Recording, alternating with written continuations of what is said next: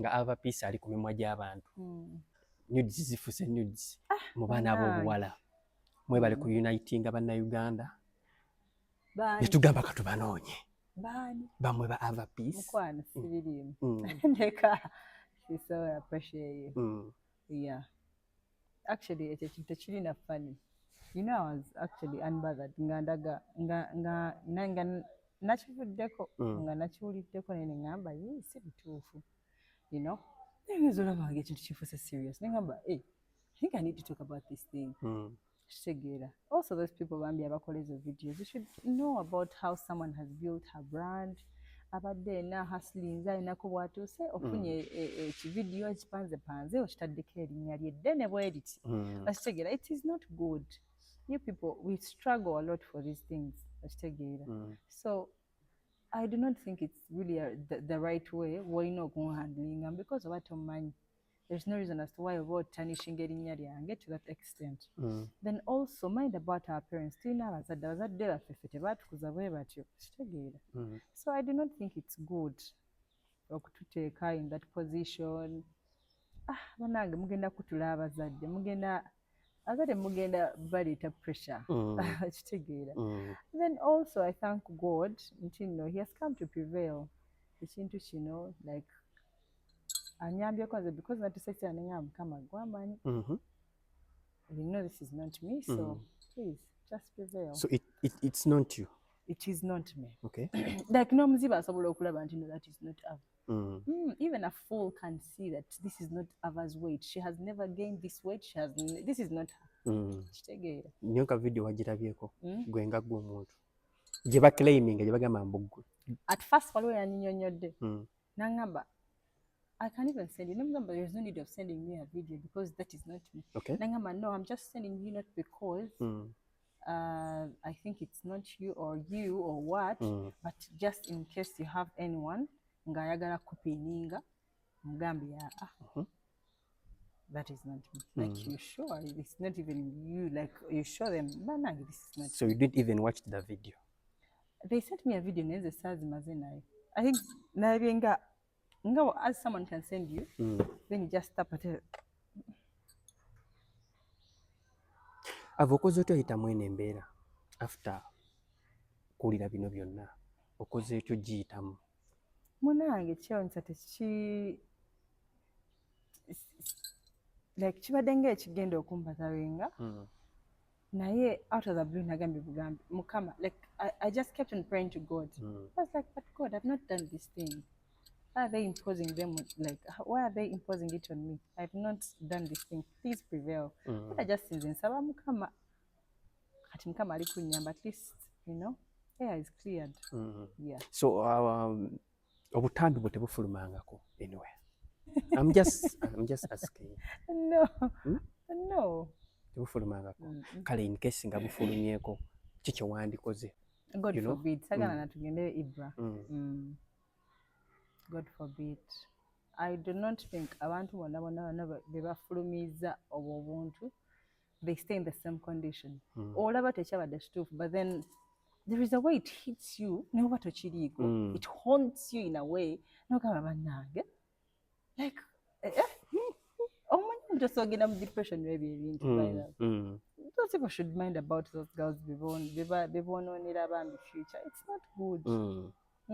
Tulina kyofunamu because kati bw'omala ozigaba buli wamu nofunamu. Tulabye owandiise public notice okulaga bannayuganda nti maybe waliyo oba omuntu ali eyo maybe batamukutanishinga erinnya lyo mu ngeri emu oba endala.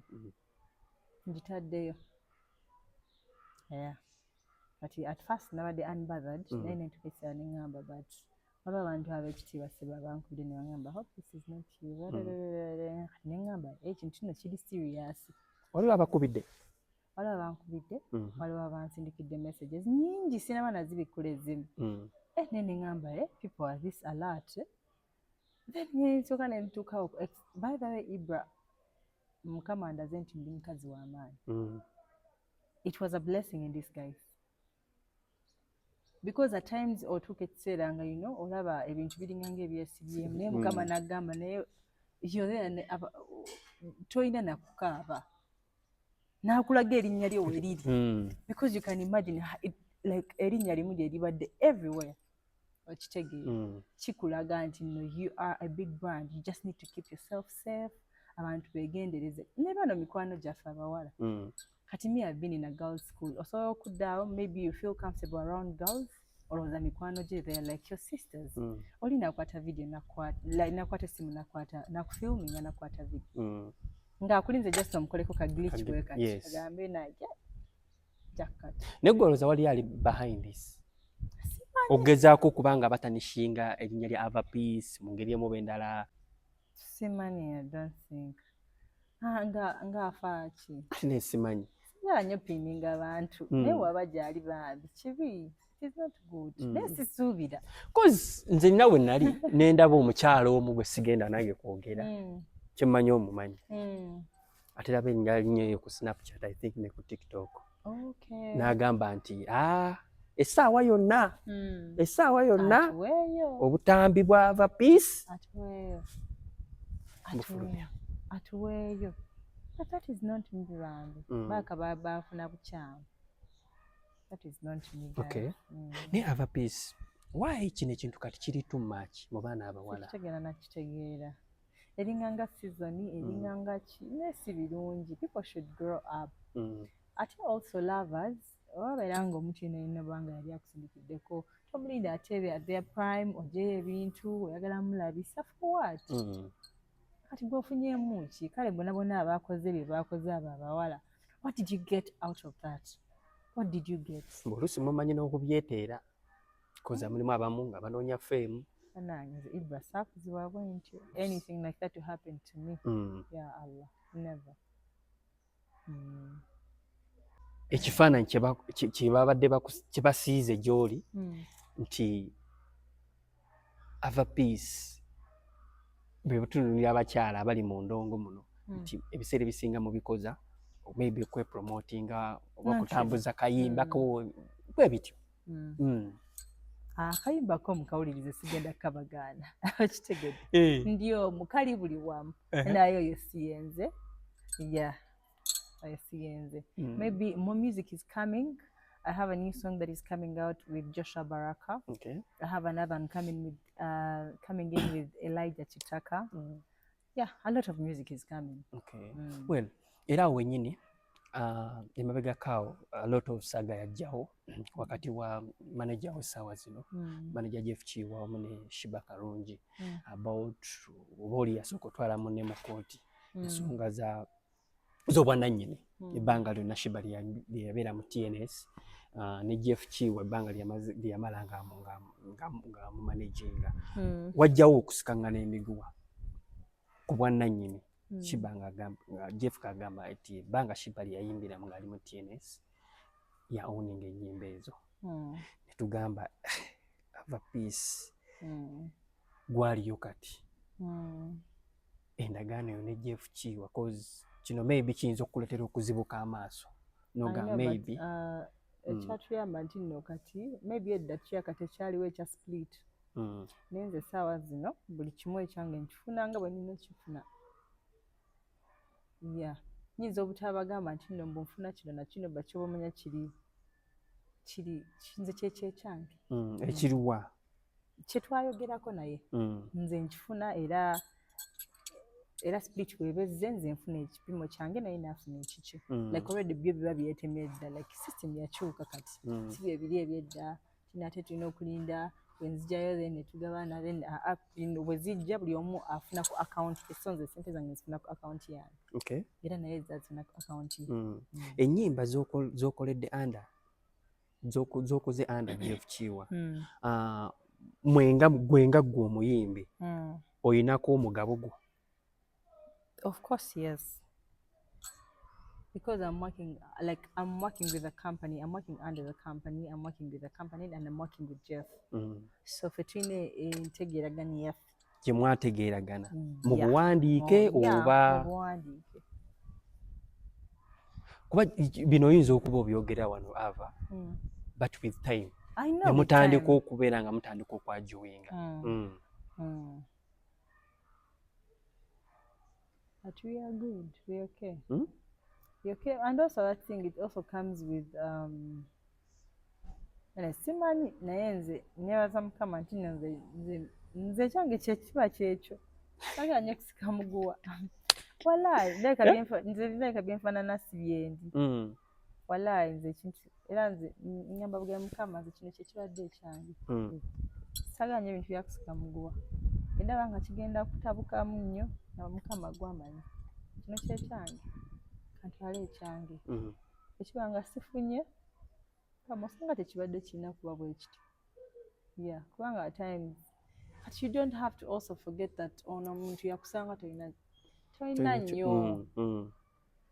nnyo era okitegeera nze nkubamu nnyo toki nengamba naye okay, I had a song, I had a hit song, I had Shabada, but it was even a collaboration. Right now, I have singles that hit. It's been this person. If anything happens, simanyi naye nsaba nnyo mukama, at least nzijukire nti yannyamba. Nzijukire nti alina we yanzija. We yakuteeka. Nti nzijukire nti alina we yanteeka nti ntandikira awo nti oba ki. It might be hard. Nekyobola nkugamba nsaba nnyo mbeere n'obumativu mu mutima gwange. Because it's very hard. Not everyone has it. Neera mbangamba naye banne mukama buli omu takirina naye nze kimpe. Naye tubeeramu nga basatu mbeere omu ku abo abasatu. Nsiima omuntu ono we yanzija. Kikyotegeeza kyogamba bw'oli ye teyasiima busiima. Siyogeddeko ku muntu mulala. Nze nga nze kyova nkugambye nze ava. Ekyange kyekiba ekyo bwe mba nfunye ku split yange kyekyo naye alina we yanteeka yeebale. Kati bino ffe bye tubadde tulowooza nti kati ebyayombya Shiba ne Jeff ewa Peace bigenda kujja tetubisuubira mwe mwakitereeza. I don't even want to be negative. Saagala na birowoozaako. Oba Peace mujja tukaabirira wano amaziga. Omuntu yenna akaaba.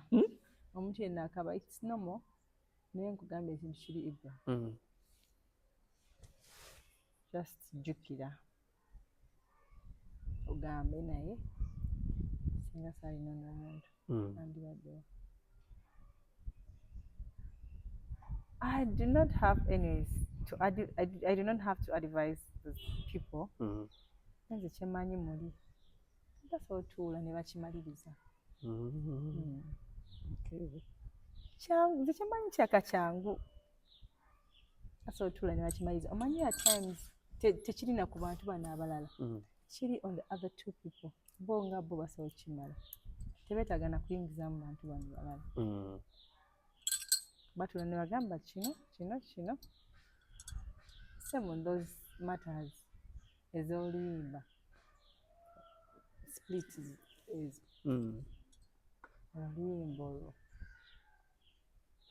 abo abayimbi ababiri basobola otuula ne bagamba ekintu twakitandika bwe bati ekituufu Omega wakola kino ekituufu Sindi yakola kino okitegeera ne bagamba kati tukimalirize bwe tuti tetuyingiza mu bantu balala simple nti nno bo babiri nga temuli mu third party temuli mu third wheel temuli mu ki bo babiri ne batonda bagamba naye kyaddala gundi akola kino kyaddala gundi akola kino kkiriza otwale kino nti naye ekituufu nakola kino kyengwana ge mazima naye ng'osaze kaweeti kali intentional nobanga weesobola ku stage musobola naye walayo osaze nnyo lyoyiti kiri too much. What is Sibuwali? But it's good. Sekyo? Kiki? Biki biwakozesa okusalawo? Exercise. Just for quantity no, like anasaze nnyo. So, naye ate nze ndaba kirungi because man neesobola bulungi. Okyuseemu. Actually so okyuseemu okyukidde ddala. Nfaananidde bubi. What is Sibuwali? Kale tofaayo ngenda kukolamu wano bu hips obutonotono. Kyogera naawe byetaaga okukola ebintu byokola omubiri. Ngenda kukolamu BBL. Ngenda kukolamu ka BBL wano wansi in model's voice. Okyagalayo? Nze sakanya ebintu ebyo byagwa bunene teriyo kirungi. Okay. Nobeera ng'oli capable. Yeah, nze ni muzungu man. Hey, gwolero omuzungu ali huge. Nedda. Hey. You have to just be enough. Naweesobola. Okay. Kati ng'ejja oba lwakuba mbadde manyi nzija sintudde kulaba. I've been doing a lot of exercises. Okay. Bitambula bitya? Si bibi. Musically. Birungi. Yeah. Okay. Ndabe ne manager wazze n'akulabako wano eno bannaye manager Jeff. Anjagala nnyo. He's like my father. Olaba ng'ovudde ku tata wange. Kati ye muntu ye tata wange omulala ku nsi gwe nasanga. Nga olaba nti no heavenly father, then wabaayo biological father, kati yono ye acid father. Acid father. Musical father. Nkulabe bannange alina ne byakulegedde awo. Akuwadde kuhaaga nze mbadde mmanyi munnaaye. Amanyi Avalanda. Like you feel shy. Avalanda, he went to watch Arsenal. He's an Arsenal fan. Kati n'abakubi yaleeta, but then more things byajjira ku Salabed. So bibadde byakajja then nga nabyo nabindeetera. Okay. Yeah. Muwulidde akuyita Nalulungi. Nkufaananidde bubi gwe. Nkufaananidde bubi. Bannange. Akuyise Nalulungi. Gwe nkufaananidde bubi. Onfaananidde bulungi okufa obufi. Like you guys, you and Jeff, mwaconnectinga nnyo. Kwa munnaye omuntu okubeera nga. Like father and daughter. Father and daughter love. Okay. Anyway, have a piece. Do you have a new song?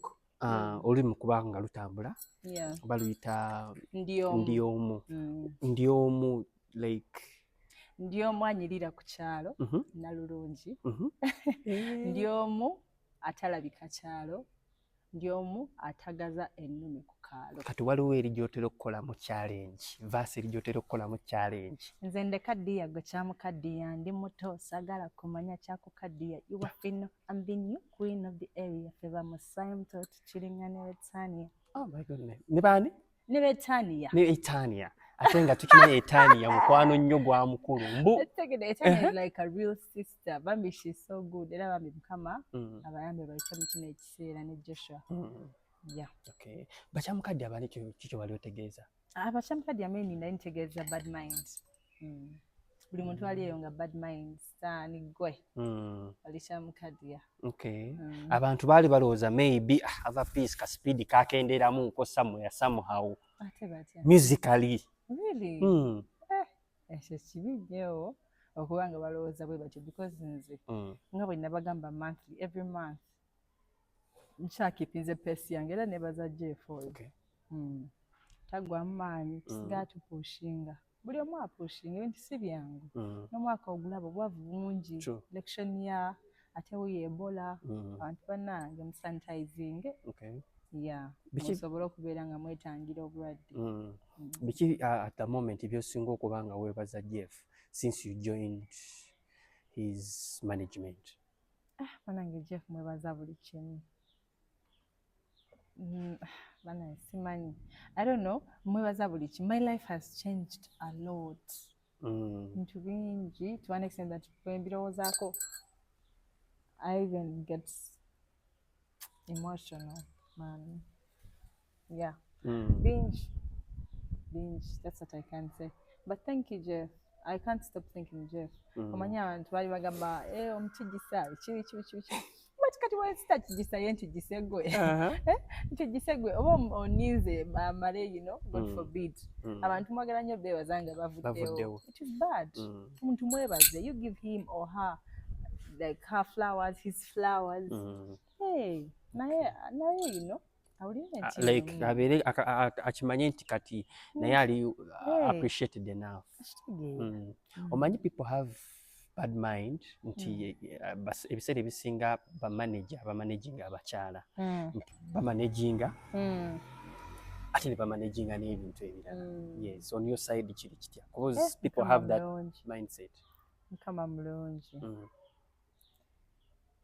If I've ever faced that was in the past. Naye kati essaawa zino neebaza Mukama okusanga Jeff. Nze Bible that's the main thing. Kyebimu ku bintu ebyasinga okumunjagaza. Work it is only work related, like it is work direct. Ekitegeera mirimu kukola, and I love that about him. You know, actually it's not good abantu abasinga abamanaging abaana mwe batamya music. Someone comes ayagala kukola kati ngomugamba yagala kukola soke nange onkolereyo kino tukwate mu lugendo olulala. Kati in that weesanga nga bambi ovudde ku mulamwa. Okuva ku mulamwa, you still need something from this person, so you end up in a toxic relationship. You actually don't love this person, but you're there for something because ye yakuforcing to go into something. Okitegeera. So neweekanga nga n'oluusi golyo togituuseeko, oli depressed, otandise drugs, a lot of things. Okay. As we speak, kati oluyimba luli mu kubanga lutambula, it's a new song, right? Ndiomu. Lukola lutya at the moment? Si bubi, lukola bulungi. Radio zirukuba, YouTube etambula bulungi, si bubi. What else? It's just doing amazing. Okay.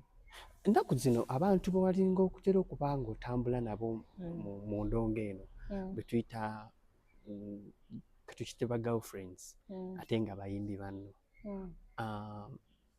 Joelanda, oyinamu obutakanya naye? Because tulina bwe twabala bwe mwapiyaringa abantu ababiri. Actually mulina oluyimba nga muli ku stage muli mu performing oluyimba olwo. Naye nga kiraga nti like mwe ababiri enkolagana eraga nti teriiwo. Not really. Just ndowooza performance eyakwata ako kavidiyo yakakwata bwatyo because waliwo abaana bangi, so twali tulina okwegabanyaamu buli omu asobole okutuuka ku bafans. Ekitegeera kati nze nenkwasaganya abeeno naye nakwasaganya abeeri, but there was nothing really big. Neera bannaye abantu ffe tulaba abali mu audience tulaba cause gundi yo yali ndala Attitude yo yali ndala neye yali ndala. Nze yange yali etya.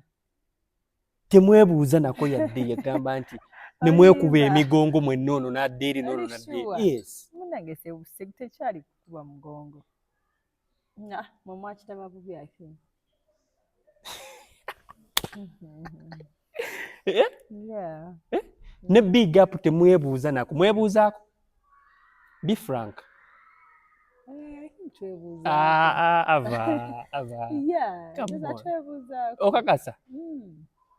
Anti nga bw'omanyi kati show already yali atandise dda.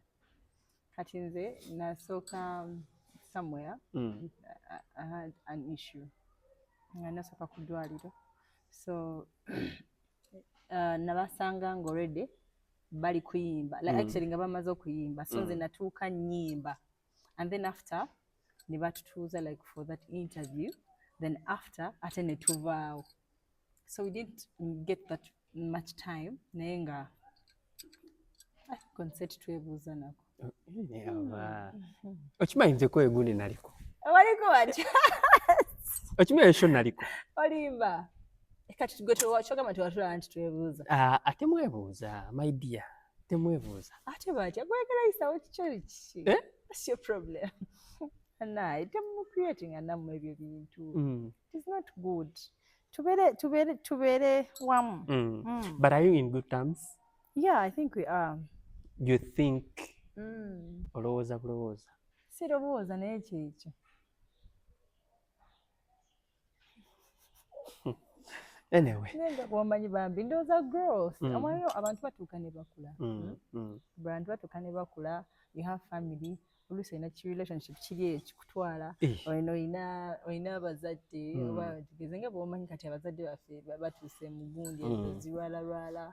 Kati ekitegeera. Ng'olina ogenda okujja ku stage nga lot. Responsibilities.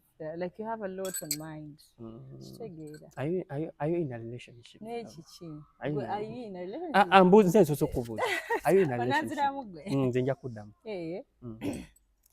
But I do not want to disclose that. Kati saa zino tuli ku luyimba. Tetugenda bigenda mu nju bannange. Tuli ku luyimba. Tuli ku luyimba. Ayina akayimba akapya bakayise ndi omu. Banne mugende muwulize akayimba kano. Kali buli wamu. By the way, it's a nice song. thank you. It's a nice song. Ava Peace. Yeah. Soko osiibula abantu tumalirize. Abalabi mbagala nnyo mwebale kwekuumira ku programu ya Ibro ono. Ibro wakabi nno wamu ne Bukedde TV. Ya mwebale kumwagala mwebale kwagala Bukedde. Ya nange mbagala nnyo limbala nga olupeba luyita ndi omu. Then Ava Peace on my social media handles buli wamu wonna lye nkozesa. Okay. Yes. Naye bannange ebbanga ligendera Ava Peace ojja otulage ku muntu akulyowo omwoyo. Very soon, by the way. Abayimbi mulaba. Gutaba abayimbi be bakola. Mugenda mulaba naye sebo n'abo abayimbi bewamu time yaabwe. Kukyomanya nakumanya naye nga Ava Peace kekadde naawe. Okulungudde bambi. Abula mukwano bankulidde mu makaago neesonyiwa bantu. Neesonyiwa. Neesonyiwa. Kyekinkutuweredde ku lujja lwo. Nawe oli are in love? Gokyogera olabako wano ekiti oba ondabanga guno Have you ever been in a serious relationship? Laba nno noba gye ndiba.